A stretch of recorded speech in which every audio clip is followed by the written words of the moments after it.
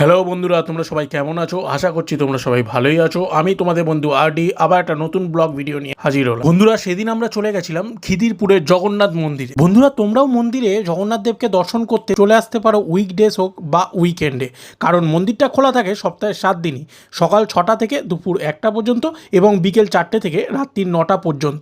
এছাড়াও এই জগন্নাথ দেবের মন্দিরের মধ্যেই কিছু ছোট ছোট মন্দির রয়েছে। এখন যেটা দেখছো সেটা হচ্ছে বিমলা মন্দির, এরপর রয়েছে সূর্য মন্দির, এরপর এখানে রয়েছে হনুমানজির মন্দির, হনুমানজির দর্শন করে নাও বন্ধু। এরপর আছে মা সরস্বতী মন্দির। আশা করছি ভিডিওগুলো তোমাদের ভালোই লাগছে বন্ধুরা। এরপর এখানে আছে শিব মন্দির। এরপর এই দিকটাতে একটু কাজ চলছিল, যে দিকটা ঢোকা যায়নি, এদিকটা রয়েছে একটা লক্ষ্মী মন্দির এবং পাশে রয়েছে ভাগবত মন্দির। এইভাবেই পুরো মন্দিরটা ঘুরে ঘুরে দর্শন করলাম। এখানে একটা মূর্তি দেখলাম, দেখে যা বুঝলাম উনি পুরীর পুরাতন কোনো রাজা ছিলেন। মন্দিরটা বিশাল বড় জায়গা নিয়ে, বিশাল বড় এরিয়াতে অনেকটা জায়গা নিয়ে তৈরি। মন্দিরটা যেরকম শান্ত, নির্জন, নিরিবিলি পরিবেশে অবস্থিত, সেরকমই মন্দিরের মন্দিরের পুরোহিত থেকে মন্দিরের সিকিউরিটি গার্ড সকলের ব্যবহার খুবই ভালো।